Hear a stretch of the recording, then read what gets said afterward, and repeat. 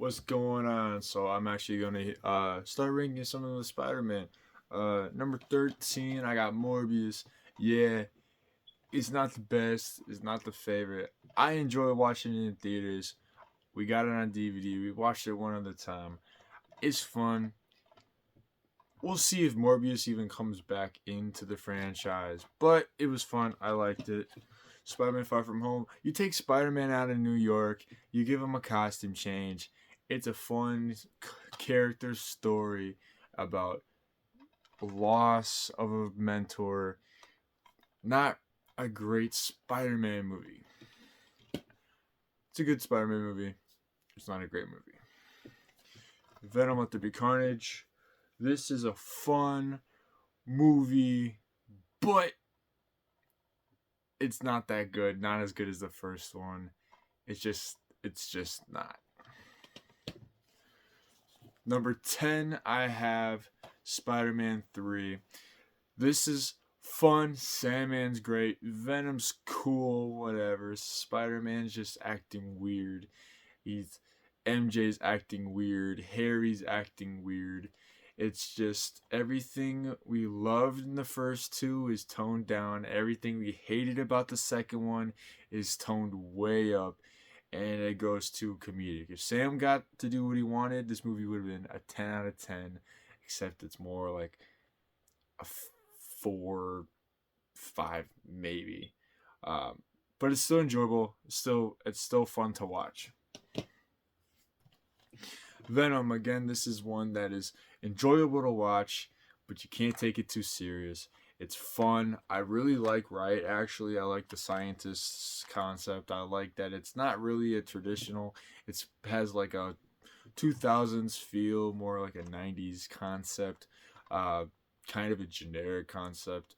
Um, but it's fun. I like it. It's funny. Venom's really cool. Eddie's Eddie's really cool. Um, Tom Hardy's fantastic, and I'm really excited to see what else comes. I'm excited for Venom 3. Super excited for Venom 2. Slightly disappointed. Slightly like this one a little bit better, mainly because it's an origin story. But I feel with Carnage, that movie should have been way better. They should have caught up some of the love interest stuff and more on Venom and Carnage. Spider-Man, Amazing Spider-Man 2. I will fight anyone on this movie. I love it. I mean, take out Harry, take out Green Goblin. It's a way better movie. I liked Electro. I don't mind the blue. It is comic accurate. It's just a different comic book. But regardless, Jamie Foxx did a good idea. Good job. Maybe they did some development stuff that was odd choice, but it was still really good. Same thing with Green Goblin. They went for a totally different concept, a different kind of Green Goblin, and it didn't work in this movie. And it didn't work. It's just not a good concept for a Green Goblin. Um, but everything they did well in the first movie, they progressed. I mean, Captain Stacy being in it a little bit was worked so perfectly. Peter struggling with the loss of Captain Stacy while also the fear of losing someone he loves more than anyone else in the world. And then, I mean, Emma Stone and Andrew Garfield, just chemistry is so fantastic, and it's just such a great, cute, and they clearly have the best romantic story of any comic book romance, literally the best. And of course, her death. The reason I will defend this movie forever. This brings us the death of Gwen Stacy finally to live action, and it was just amazing. Now, Spider-Man Homecoming technically is probably one of the best Spider-Man movies ever. It's probably one of the best movies that of comic book, just generally filmmaking wise. This is how you do it. You bring Spider-Man to New York. You make him a New York. I just didn't feel it. I just don't like this one at all. I mean, you got Michael Keaton as Vulture. You got Robert Downey Jr. as Iron Man. Tom Holland Spider-Man. You got Zendaya as MJ. Like, there's just, you just stack this cast up and somehow I don't have the feels when I'm watching this. I'm like, oh, it's Spider-Man. I love this movie, but it's not my favorite. I put, six more movies above it. And it sucks because this is a great film. It's a great movie. It's not my favorite Spider-Man movie, and it's my ranking. So that's why it's so far low on the list. And I think that's just incredible because of how much I love the next couple films. Um, Amazing Spider-Man, like I said, Captain Stacy's great. Lizard's actually fun. I don't have a problem with the lizard. I can see the aspect. That's because I've seen it also done in um animated stuff, probably a little bit better. I wish I did some more stuff with his family, but you can still see the character drive of wanting his arm back. So you still get that. But really the outstanding part is Andrew Garfield and Emma Stone's relationship. They finally bring a relationship to Spider-Man that we can root for. And it just builds up into the second movie, and just alone as an origin story, it's pretty good. Little different. They tried something darker and new with this take. Some people loved it, some people hated it. I really liked it, and it was a little bit different. And the theme, all the Spider-Man movies have really, really good themes. Next, I have a Spider-Man Across the Spider-Verse. This is pretty high on my list, maybe lower than most people. I really like this movie. The only problem I have is that maybe a little complex for people, impossible for people who haven't seen the original. Um, and some characters that we loved in the first movie were kind of mean and annoying and hard to understand their point of view because they've been lying to the main character through the entire movie, and the fact that they could have seen their one of their best friends for years and they chose not to. And then when the main character freaks out because they found that a loved one's gonna die, they're all like, Miles, you're the bad guy. You can't do that. And he's like, wait a minute, you people lied to me. You did this. You hid from me for all these years. And now you can just tell me that this is going to happen. I have to let it happen. Of course not. He's, of course, going to react that way. Um, so that brings this movie a little bit down. On top of it, that it's more convoluted. But I love the cameos. The cameos was my favorite part of the movie. And when cameos is your favorite part of the movie, it can get bad, but it worked in a different movie that I have way higher on my list. So that's Spider-Man. And now, Spider-Man Across the Story, same thing. I like this one a little bit better. I feel like it wasn't so complex. All the characters were amazing. All of them had great backstories. All of them were likable. Um, it's an origin story. I love origin stories, and I feel like the time traveling or the multiverse traveling was very understood, and it was just built better, which also helped this movie build off of it. But if you're just watching this, you're gonna be lost. If you're just watching this, you can completely understand it, and I just think this is a better movie compared to that one. It's also more fun, more family oriented. This is the better movie in my personal opinion. Next, I have Spider-Man 2. This is number 3. I love Spider-Man. I love Sam Raimi. I love Tobey Maguire movies.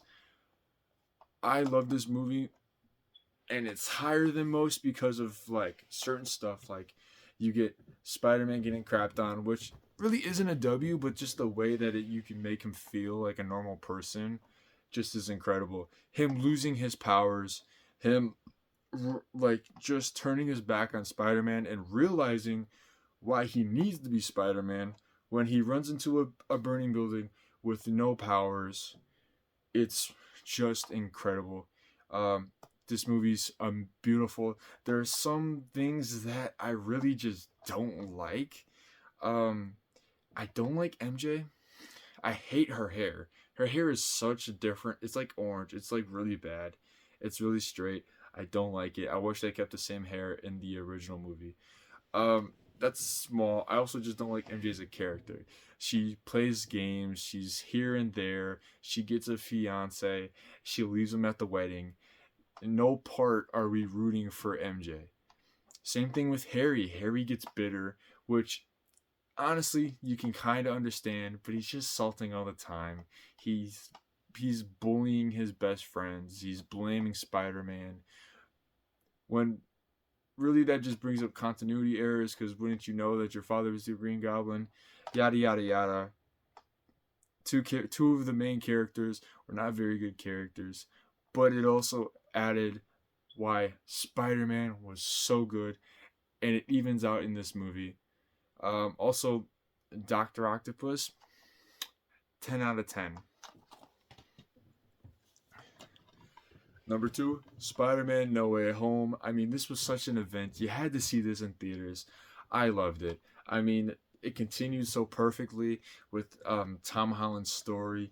Doctor Strange is cool. You get the progression of the love story. You get the progression of the character development. You progression of from a high schooler to a college student.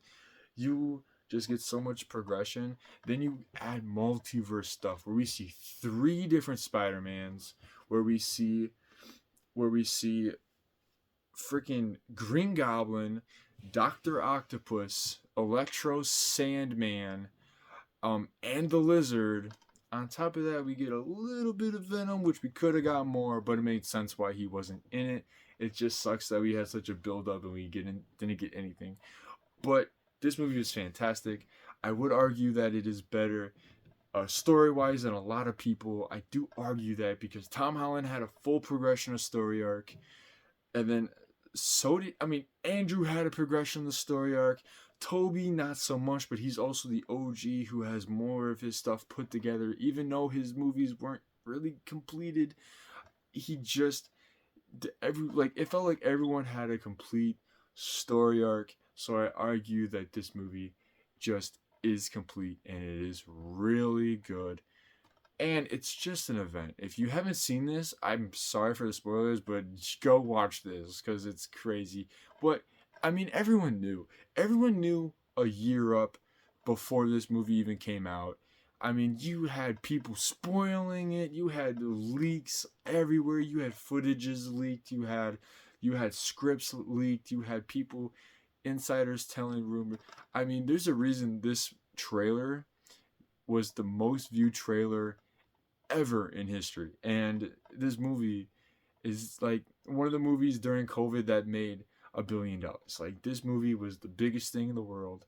I don't know how you haven't watched it yet, but go watch this movie. And it would be my favorite because it has all three Spider-Man. I love all three Spider-Man. If it wasn't for my number one pick, the OG Spider-Man. This is my favorite movie of all time, my favorite Spider-Man movie of all time, just my favorite movie of all time. This is my birthday movie. This is the movie I grew up with, but this is the movie that I grew into loving Spider-Man and movies in general. I remember when I was a child, we had tapes, and you put the tape in, you fast forward, and you watch the Nickelback, and it was so good. I love Nickelback, and then you'd watch the whole movie over, and then you watch the Nickelback music video all over again, and I would get bored, and I would play this movie in my head at like perfect timing. Like, I had no skips, nothing. I remember everything down to Uncle Ben dying, all of the origin story, the full fight. I would be quoting this movie all the time. I could literally say line to line and just know everything about this movie. This movie is my favorite. Also, it's a fantastic origin. I think this is probably the best origin story we got. It's the classic origin. Just small details like this, like the upside down kiss that we think is such a classic, didn't really happen until 2002, and everyone's like, oh, the upside down Spider-Man kiss. Like, we all know that. This movie just is, it's the best. I'm watching this for Thanksgiving on my birthday. What else can you do? I mean, Green Goblin's the best. There's a reason why he was. Green Goblin already is the best superhero, the supervillain for Spider-Man. You could argue Doc Ock, But with these two movies, it's in stone. It's in stone. Green Goblin, William Dafoe is the best Spider-Man villain. You can't touch it. You can make 100 more Spider-Man movies. You can have Doc Ock reappear. You can have new actors, this and this and this. To me, Green Goblin is the definitive Spider-Man bad guy. He's his guy. I don't even know how to say it. I don't know why there's a debate, but there is a debate. I'm putting my chain in it. This is the best Spider-Man movie. Green Goblin is the best villain. This movie is just phenomenal. And just character develop. There are so many like video essays on this movie. Go look up Spider-Man fan essay, video essay, because people love this movie. I'm not alone. I'm not weird. People love this movie. People think this movie is the best Spider-Man movie. People think this is the best movie. I'm not weird. I'm not alone. Please, if you want more details, go look up some Spider-Man video essays. If you love Spider-Man, go ahead, do that anyways.